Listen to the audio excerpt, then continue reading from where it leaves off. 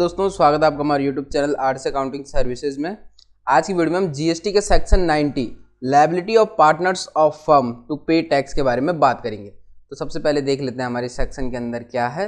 If partnership firm has to pay tax interest और penalty then, यदि किसी partnership firm में क्या लायबिलिटी होती है, टैक्स को पे करने की लायबिलिटी होती है, इंटरेस्ट को और पेनल्टी को पे करने की लायबिलिटी आती है, तो उस कंडीशन में both the firm and all the partner are responsible for paying it.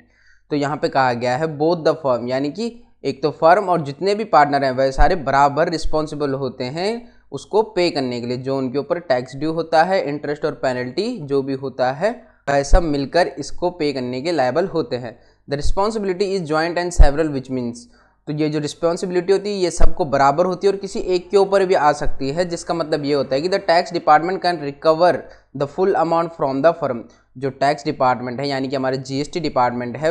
वह अपनी टैक्स अमाउंट को फर्म से पूरी तरीके से वसूल सकता है, या फिर फ्रॉम एनी पार्टनर, या फिर किसी इंडिविजुअल पार्टनर से भी वसूल सकता है, और from all the partner together, या फिर सारे पार्टनरों से मिलकर वसूल सकता है।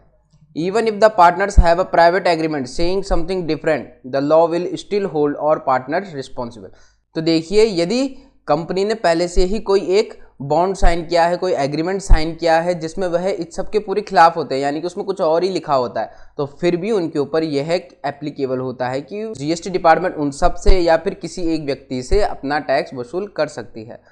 What happen if a partner retire, क्या होता है जब एक पार्टनर रिटायर करता है। If a partner leaves retire from the firm, जब कोई पार्टनर फर्म को छोड़ता है तो उस कंडीशन में द फर्म और the retiring partner must inform the commissioner in writing about retirement. तो इस कंडीशन में यह होता है कि जो फर्म होती है या तो उसको इन्फॉर्म करना होता है या फिर उस पार्टनर को इंडिविजुअली इन्फॉर्म करना होता है जीएसटी कमिश्नर को रिटर्न में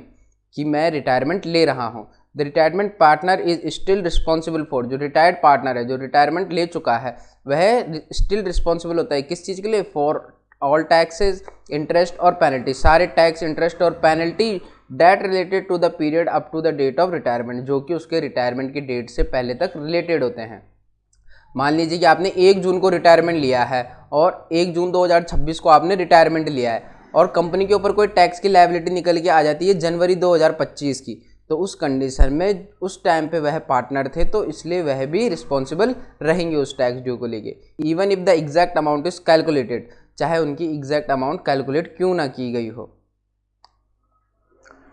इंपॉर्टेंट टाइम लिमिट्स, तो यहाँ पे इंपॉर्टेंट टाइम लिमिट्स के बारे में बताया गया है। The retirement must be inform the commissioner with in 1 month, यदि कोई पार्टनर रिटायरमेंट लेता है तो उसको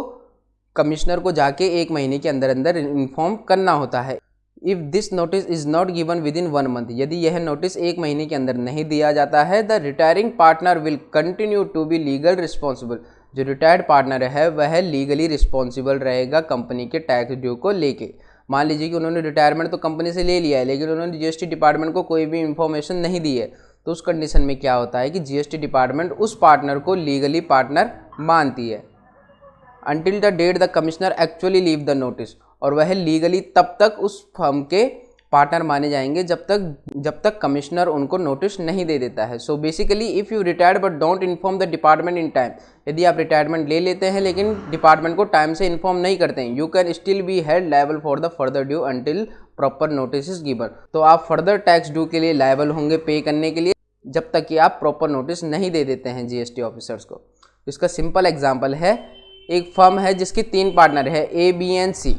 और जो फर्म के ऊपर है वह 10 लाख रुपए का टैक्स ड्यू निकल के आ जाता है। The department can recover the entire 10 lakh from A alone और बी अलोन और सी अलोन और फ्रॉम ऑल 3 टुगेदर। तो देखिए यहाँ पे कहा गया है, यदि कोई कंपनी है और उसके 3 पार्टनर हैं और वह पार्टनर का नाम है ए, बी एंड सी, और कंपनी के ऊपर 10 लाख रुपए का टैक्स ड्यू आ जाता है, तो जीएसटी डिपार्टमेंट को यह पावर है कि वह अपने 10 लाख रुपए का टैक्स ड्यू वह व्यक्तिगत तौर से ए से भी वह वसूल सकते हैं, बी से भी वसूल सकते हैं और सी से भी वसूल सकते हैं, और जीएसटी डिपार्टमेंट चाहे तो उन तीनों के ऊपर बराबर लायबिलिटी डाल सकता है कि आप सब मिलकर इसको पे करें। यदि सी रिटायर हो जाता है तो she must ensure the retirement is inform within 1 month, और सी का जो रिटायरमेंट है वह 1 महीने के अंदर अंदर कमिश्नर को इन्फॉर्म हो जाना चाहिए। She is still responsible for the tax due up the retirement date, retirement date से पहले तक के जो भी टैक्स ड्यू होंगे सी उसके लिए पूरी तरीके से रिस्पॉन्सिबल होगा। If no notice is given, यदि कोई नोटिस नहीं दिया जाता है, then cease liability continues until the department receive the notice, और जो सी के ऊपर जो लायबिलिटी होगी वह उसी तरीके से कंटिन्यू रहेगी जब तक डिपार्टमेंट को कोई भी नोटिस नहीं दिया जाता है। तो इसका वन लाइन में मीनिंग है यहाँ पे, all partner are fully responsible for the firm's tax due. जितने भी पार्टनर होते हैं वह फुल्ली रिस्पॉन्सिबल होते हैं फर्म के टैक्स ड्यू को लेके। And a retiring partner remains liable unless proper and timely notice is given. और जो हमारा रिटायरिंग पार्टनर होता है वह भी पूरी तरीके से लायबल होता है टैक्स को पे करने के लिए जब तक कि कोई रिटर्न में नोटिस कमिश्नर को नहीं दिया जाता है।